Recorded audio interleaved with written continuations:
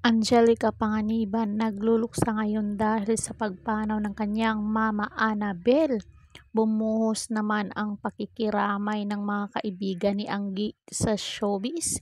Narito ang buong detalye. Yumauna ang ina ng aktres na si Angelica Panganiban Homan. Sa Instagram post ni Angelica, ibinahagi dito ang mga detalye sa burol ng kanyang inang si Annabel Panganiban na namatay nitong August 20 sa edad na 61. Isa sa mga unang nagpahatid ng pakikiramay sina Kim Chiu at Bella Padilla na mga beshi niya sa industriya. So ito talaga yung mga best friend ni Angelica. Nung ikinasal ito si Angelica, nandun present ang dalawa, si Kim Chiu at saka si Bella Padilla.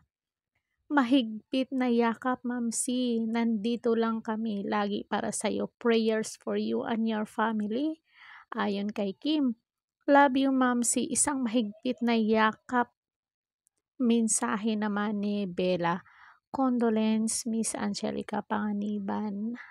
Sana ay malagpasan mo ang pagsubok sa iyong buhay ngayon. So, comment down kayo dyan mga marites kung ano ang naging pahayag nyo dito kay Miss Angelica Panganiban. Mahirap po talaga mawala ng isang ina. So, sana malagpasan ito ni Miss Angelica para sa kanyang anak. Kasi may anak din siya, tapos kagagaling din ito sa operasyon si Miss Angelica. So, don't forget to like and share, subscribe, Caridad Official TV para ma-update kayo sa ating mga latest dito sa showbiz. Ring bell all nyo ako. So, yun lang mga guys ang update natin ngayon. Hanggang sa muli and thank you so much.